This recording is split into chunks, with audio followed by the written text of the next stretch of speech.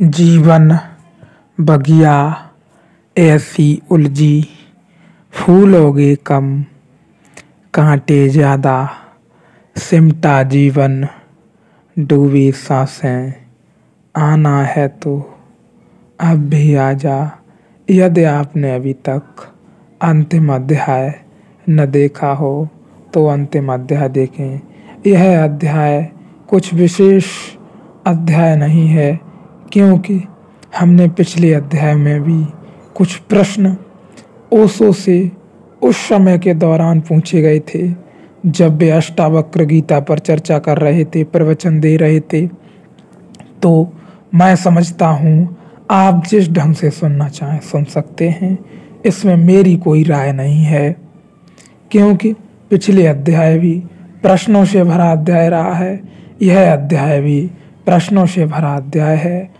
और अभी तक यदि आप इस यात्रा में शामिल हुए होंगे, निरंतर ध्यान में रहे होंगे, यदि आपने जाना होगा तो कहने को कुछ शेष नहीं है, आपका रस न रह जाएगा।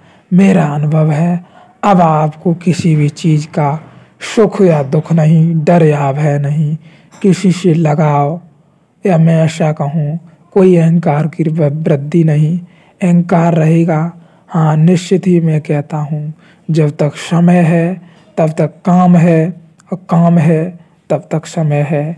ख्याल रहे, जहाँ समय नहीं रह जाता वहाँ आपका या मैं ऐसा कहूँ आखिरी मिलन होता है परमात्मा से, वहाँ विराट से अतिष्ट में आप समाने के लिए तैयार हो जाते हैं। इसलिए आपने जाना होगा, गहरे से गहरा अनुभव है जो ध्यान में जो लोग रहे होंगे, जिन्होंने जाना होगा, जो जान चुके हैं कि मेरा जगत से न मन से न शरीर से कोई लेना देना नहीं है। जहाँ तक शरीर से मन से मैं बिल्कुल भिन्न हूँ, मैं केवल एक शुद्ध चेतना मात्र हूँ, मैं केवल देखने वाला हूँ।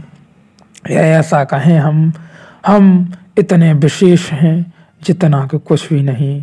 जगत अपनी स्थिरता और निरंतरता में निरंतर चलता जा रहा है, इससे हमें कुछ भी लेना देना नहीं है। यह हम ऐसा कहें क्या होना है और क्या नहीं होना है, यह हमारे सोचने विचारने कामना वासना का परिणाम नहीं है।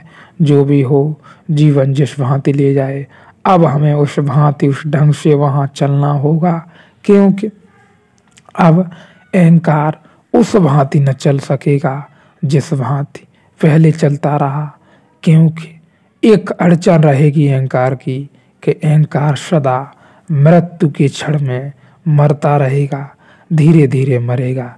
या मैं ऐसा कहूँ, अहंकार था जो आपका रस था चीज़ों में, स्त्रियों में, घर में, मकान में, धन में, वो धीरे धीरे धीरे धीरे धीरे धीरे छीड़ होने लगेगा, नष्ट होने लगेगा, या ऐसा कहें खत्म होने लगेगा। आपने अनुभव किया होगा किसी में आपका कोई रस नहीं रह गया है। मेरा तो अनुभव है, न खाने में कोई रस है, न सुनने में, न बोलने में, न बैठने में, न उठने में। ख्याल रहे, इसे मैं ऐसा भी कह सकता हूँ कि यह गहरे से गहरा बुरा अनुभव भी साबित हो सकता है आपको इस यात्रा में, लेकिन जान लेना बहुत ज़रूरी है। जिन्होंने भी जाना है उन्होंने पाया होगा कि बिल्कुल ही आप अलग हो गए हैं। अलग का मैं ऐसा कहूँ, आप निश्चित ही जिन चीज़ों को बुरे समझते थे, जिस व्यक्ति को बुरा समझते थे या संसार को माया समझते थे, तो जहाँ अत्यधिक माया हो सकती है, स्त्रियों से भाग सकते थे, डर के घबरा के घर से भाग सकते थे, वहाँ भागना न रह गया। घर में कोई पकड़ न रह गई, स्त्रियों में कोई पकड़ न रह गई। एक क्या 1000 स्त्रियों के बीच में आप जाके बैठ जाओ, कोई पकड़ नहीं रह जाती आपके भीतर, क्योंकि आपका आश्चर्य जो है, जो जाना गया है, वह कोई और ही है, वह तो कुछ और ही है। उसका तो कुछ लेना ही देना नहीं है इससे कि कौन कहाँ कैसे। वह तो शुद्ध चेतना मात्र है, शुद्ध बोध मात्र है। शुद्ध जानना मैं इसी को कहता हूँ। वह तो शुद्ध जागना है, बोध है, वह तो एक गहरा बोध है। निश्चित ही उसे जान लेने के बाद कुछ भी नहीं रह जाता। जिसमें हम अपनी पकड़ कायम रख सकें। तो ख्याल रहे, जहाँ हमें जीवन भर की, या मैं ऐसा कहूँ जन्म से लेकर आज तक आप जिस भी स्थिति में हो, जहाँ बुरे से बुरे अनुभव या भागने की कोशिश रही, चाहे वह स्त्रियों के बीच से हो, चाहे वह घर से हो, जिम्मेदारियों से, माँ बाप के बीच से हो, बच्चों के बीच से हो, काम के बीच से हो, यदि आप वहाँ बैठे हैं तो मेरा गहरे से गहरा अनुभव है वह चीज़ आप पर पकड़ नहीं रख पाती, वो भी बाहर से नहीं भीतर से। अब आपको अनुभव नहीं लगता और यह कहने वाला कोई नहीं कि हाँ कुछ बुरा है, अच्छा। और इसके पीछे कहने का मेरा उद्देश्य यही है कि ना आपके पास कुछ अच्छा रह गया, ना बुरा, न कुछ भी खराब है, न कुछ तोड़ने को है, न कुछ बनाने को है। जो भी है, जैसा भी है, जिस ढंग है, वह आपकी इच्छा का, अपने सोचने विचारने का परिणाम नहीं है। वह परमात्मा की लीला है। आप उससे विशेष हैं, या मैं ऐसा कहूँ ईश्वर जो है वो सबसे विशेष है। यहाँ जो है बाहर की दुनिया में, जगत में जो कुछ भी है, चाहे आपका खेत हो, घर हो, मकान हो, वह आपकी सुविधा है। चाहे धन हो, चाहे गाड़ी हो, नौकरी हो, कंपनी हो, फैक्ट्री हो, वो सब आपका व्यवसाय है, आपकी सुविधा है। लेकिन उससे सुख नहीं निकल सकता। ख्याल रहे, उससे सुख निकलना असंभव है, ये मैं कह सकता हूँ निश्चित ही मेरे अनुभव के अनुसार। हाँ, आपके पास घर अच्छा होगा, आपके पास गाड़ी अच्छी होगी, आपके पास सुख सुविधाएं अच्छी होंगी, तो वो सुविधाओं से आप परमात्मा को जानने की यात्रा में एक अच्छे ढंग से निकल सकेंगे, या मैं ऐसा कहूँ एक निरंतरता में चल सकेंगे। आपका शरीर स्वस्थ रहेगा सबसे पहले, तो आप इस यात्रा में निरंतर जुड़े रहेंगे। यह यात्रा केवल और केवल ध्यान की यात्रा है। ध्यान में भी आपको कुछ नहीं करना है, ध्यान के लिए भी कुछ छोड़ना या तोड़ना या बनाना नहीं है। जहाँ हैं आप, जिस ढंग में हैं, जैसे भी हैं, वहीं से ध्यान की शुरुआत करें। वहीं से आप उपयुक्त हैं परमात्मा को जानने के लिए। निश्चित ही आप ईश्वर को इसी जगत में रहते हुए, जीवित रहते हुए, घर में, मकान में, दुकान में रहते हुए जान सकते हैं। यह बड़ी आश्चर्य की घटना है, क्योंकि जो जान लेता है उसे भरोसा नहीं होता कि परमात्मा और यहीं, और वो भी जीते और जागते जाना जा सकता है। बड़े आश्चर्य की घटना है, जितना कहा जाए उस पर इतना कठिन है। हम थोड़े प्रश्नों की चर्चा करेंगे, फिर अगले अध्याय में चर्चा करेंगे। गार्गी ने कहा, बस अब एक प्रश्न और पूछना है, परमात्मा को किसने संभाला है? इसलिए मैं कहता हूँ यह बिल्कुल बच्चों जैसा प्रश्न था, सीधा सरल प्रश्न। बस याज्ञवल्क्य क्रोध में आ गया। उसने कहा, यह अति प्रश्न है, गार्गी अगर आगे पूछा तो सिर धड़ से गिरा दिया जाएगा। यह भी कोई उत्तर हुआ? मगर यही सब बाप देते रहे हैं कि अगर ज़्यादा पूछा तो पिटाई हो जाएगी, सिर धड़ से अलग कर दिया जाएगा, सिर गिर जाएगा। गार्गी अगर और तूने पूछा आगे, यह अति प्रश्न है। अति प्रश्न का क्या मतलब होता है? कोई प्रश्न अति प्रश्न हो सकता है, या तो सभी प्रश्न अति प्रश्न हो सकते हैं। तो पूछो ही मत, फिर उत्तर ही मत दो, या फिर किसी प्रश्न को अति प्रश्न कहने का तो अपना ही अर्थ हुआ कि मुझे इसका उत्तर मालूम नहीं। यह मत पूछो, तुम्हें उत्तर मालूम नहीं है, इसलिए प्रश्न अति हो गया। इससे तुम नाराज हो गए, और वह आखिरी दिन था भारत के इतिहास में। उसके बाद फिर स्त्रियों को वेद पढ़ने की मनाही कर दी गई, शास्त्र पढ़ने की मनाही कर दी गई, क्योंकि स्त्रियां खतरनाक थीं। वे छोटे बच्चों की तरह थीं, वे झंझटें खड़ी करने लगी। पंडितों को भारत में एक अंधेरी रात शुरू हुई स्त्रियों के लिए। उनसे सारे सोच विचार के उपाय छीन लिए गए। यही हमने बच्चों के साथ किया है, तो बच्चा कब तक अपने आश्चर्य के भाव को बचा कर रखे? देर आबेर समझ जाता है कि कोई मेरे प्रश्नों में उत्सुक नहीं है, कोई मेरे आश्चर्य का साथी नहीं है। और जहाँ जहाँ मैं आश्चर्य भाव प्रकट करता हूँ, जहाँ जहाँ मैं उत्सुकता लेता हूँ, हर आदमी ऐसा भाव प्रकट करता है कि मैं कोई पाप कर रहा हूँ। बच्चा इन इशारों को समझ जाता है। वह अपने आश्चर्य को पीने लगता है, रोकने लगता है, दबाने लगता है। जिस दिन बच्चा अपने आश्चर्य को दबाता है, उसी दिन बचपन की मौत हो जाती है। उस दिन के बाद वह बूढ़ा होना शुरू हो जाता है। उस दिन के बाद फिर जीवन में विकास नहीं होता, सिर्फ मृत्यु घटती है। पूछा है कि किस महत्वाकांक्षा के बस में हम अपनी अनुपम आश्चर्यबोध क्षमता का त्याग कर देते हैं।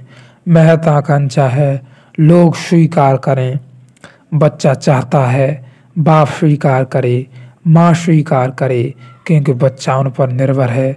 वह चाहता है कि माँ प्रेम करे, तो ऐसा कोई काम न करूं जिससे माँ नाराज होती है। ऐसी कोई बात न पूछूं जिससे शिक्षक नाराज होता है।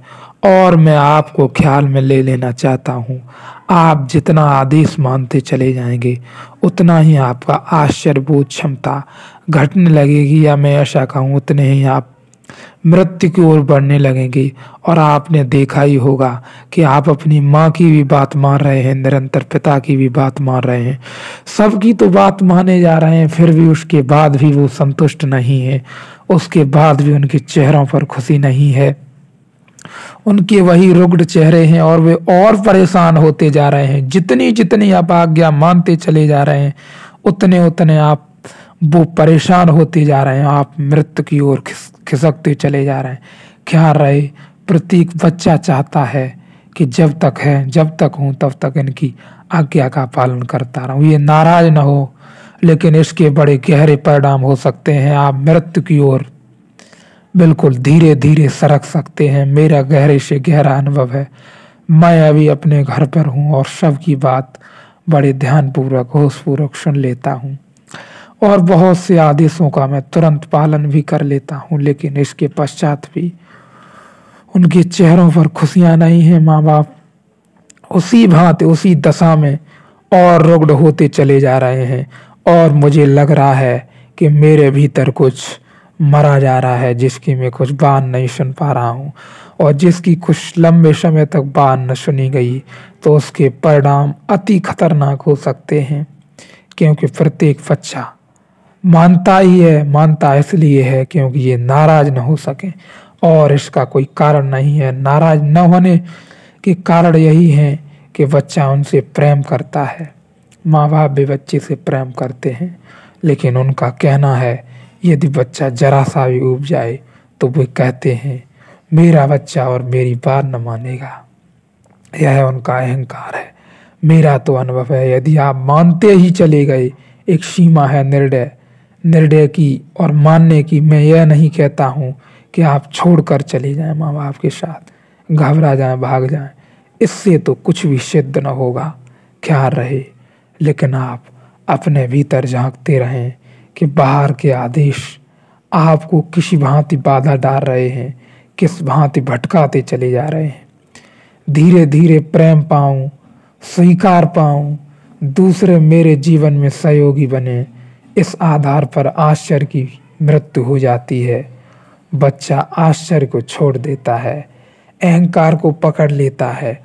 निश्चित ही यह अहंकार की योजना है, या मैं ऐसा कहूँ अहंकार की राह है कि कोई मुझे देखे, कोई मुझे सुने, मैं कितनी अच्छी बातें बोल रहा हूँ, मैं कितना संत पुरुष हो गया हूँ, या मेरे अंदर कितना आश्चर्य बोध घटा है, या मैंने जाना है ईश्वर यही है। अब इस बात को किस ढंग से कहूँ, कैसे कहूँ, किस कहूँ, लोग सुनने को तैयार नहीं हैं। यह गहरे से गहरा अहंकार है।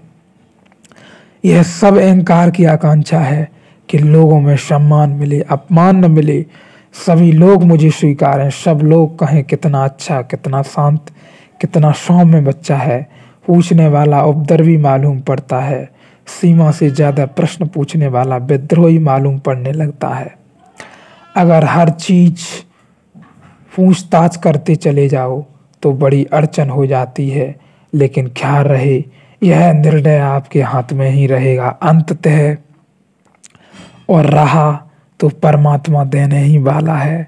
उसकी राह के बिना यहाँ तक पहुँचना अति कठिन हो सकता था। या मैं ऐसा कहूँ, जो भी पहुँचे हैं, जो भी यात्रा में हैं, उसकी खबर के बिना भला किसको पहुँचना हुआ है। या मैं ऐसा कहूँ, उसके बिना संदेश के, या उसका संदेश जो लेकर आए हैं उसके बिना जगाए कौन कहाँ जाने वाला है। क्योंकि आपने अनुभव किया होगा, ज़्यादातर लोगों का नहीं, मैंने जीवन में दुनिया में देखा है, जीवन सोते सोते ही व्यतीत हो जाता है, जीवन निकल जाता है हाथ से, और कोई बोध नहीं, कोई जानना नहीं, कोई जागृति नहीं, सपनों में जीवन चलता रहता है। क्या रहे तो वो ओशो की भी एक बात है, कहते हैं कि परमात्मा, तुम परमात्मा को नहीं खोजते हो, परमात्मा तुम्हें खोजता है जब तुम तैयार हो जाते हो। निश्चित ही ध्यान हमें उस अंतिम गहराई में नहीं ले जाता जहाँ उसका होना है, या हम कहें हमारा पहुँचना है। हमारा पहुँचना इत्यादि कुछ भी नहीं है। जिस दिन आप जान लेंगे उस दिन आप जान ही लेंगे। और जिन लोगों ने जाना है उनने जाना ही होगा कि आदमी की जो मैं है उसका कोई ठिकाना नहीं है, वह थोती है। मैं, हम, मेरा, तू, ये कुछ भी तो नहीं है, क्योंकि आदमी का कुछ नहीं है यहाँ सिवाय परमात्मा के, कुछ भी नहीं है। तो क्या रहे, हम परमात्मा को खोजने में असमर्थ हैं। एक सीमा है, उसके बाद ईश्वर हम पर बरसता है, या ऐसा कहें वह हमें खुद ही खोज लेता है। तो क्या रहे, निरंतर आप ध्यान में बने रहें, निश्चित ही आप जरूर पहुँचेंगे, क्योंकि बहुत लोग पहुँच चुके हैं। इसलिए यह कहना बिल्कुल भी कठिन नहीं है कि आप नहीं पहुँचेंगे। निश्चित ही आप जीवन के रहते हुए जीवन की सत्य को जरूर जान पाएंगे, जीवन में रहते हुए, जागते हुए जीवन की सत्य को अनुभव कर पाएंगे, जी पाएंगे। घर में रहते हुए, परिवार में रहते हुए, दुकान में रहते हुए, व्यवसाय में रहते हुए, या जिस भी ढंग से रह रहे हो आप, जिस भी काम में रह रहे हो, गहरी सी गहरी जो मनुष्य की चाह है, वह चाह यही होती है कि परमात्मा कहीं विशेष है। हमें जंगलों में चले जाना चाहिए, हमें पहाड़ों में चले जाना चाहिए, हमें घर का त्याग कर देना चाहिए, हमें दुकान का त्याग कर देना चाहिए।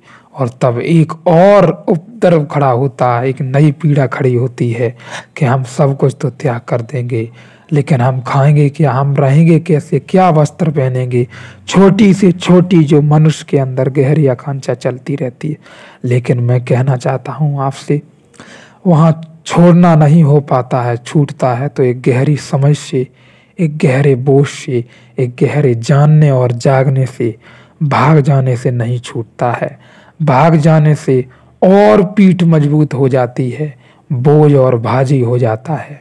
ख्याल रहे, पहाड़ों में, जंगलों में भाग जाने से गहरी सी गहरी बात है, जो छूटने को था वह और कस के बैठ जाता है भीतर, पकड़ और ज़्यादा कायम हो सकती है, अहंकार और मजबूत हो सकता है, और आप निश्चित ही कुछ न छोड़ पाएं। क्योंकि जहां आप गए हैं पहाड़ों में, वहां भी पहाड़, जंगल, वन, वृक्ष, पशु, जीव जंतु हो सकते हैं, तो वहां भी छोड़ेंगे। निश्चित ही छोड़ छोड़ के कुछ भी छोड़ना न हो सकेगा। ख्याल रहे, इसलिए आप ध्यान में उतरें, ध्यान की यात्रा में प्रवेश करें, क्योंकि छोड़ना ओढ़ना इत्यादि कुछ भी नहीं है। छोड़ने का प्रश्न जब भी उठे तब आप अपने आप से एक प्रश्न करें कि आखिरकार पकड़ा कैसे था, कब पकड़ा था। तो इस बात का पता चल जाएगा कि छोड़ना कुछ भी नहीं है, सारा खेल ईश्वर का है। छोड़ना इत्यादि कुछ भी नहीं है, आपने कभी कुछ पकड़ा नहीं है जो छोड़ना है। और मैं यह बात कह सकता हूँ, आप विशेष हैं, आप ईश्वर होने के योग्य हैं, आप ईश्वर हैं। जरा सी जागने की आवश्यकता है। गालिब का एक शेर है कि उम्र भर ये भूल करते रहा, उम्र भर यह भूल करता रहा कि धूल चेहरे पे थी और आईना साफ करता रहा। ख्याल रहे, जो चेहरे पे धूल रख गई है, जो हमने अपनी पहचान बना रखी है, वह पहचान हमारी नहीं है। जगत से, चीज़ों से, व्यवसाय से, दुकान से, किसी भी चीज़ से जिसने हमने अपने आप को जोड़ रखा है एक सीमा में। हम सीमा में नहीं रह सकते, या मैं ऐसा कहूँ हम सीमित नहीं हैं, हम तो असीमित और असार हैं, विराट हैं। और इसी जगत में रहते हुए हम जान सकते हैं केवल और केवल जागने की ज़रूरत है, जानने की ज़रूरत है। और आप निरंतर ध्यान में रहे तो आप निश्चित ही पहुंच जाएंगे, निश्चित ही आप पहुंचेंगे।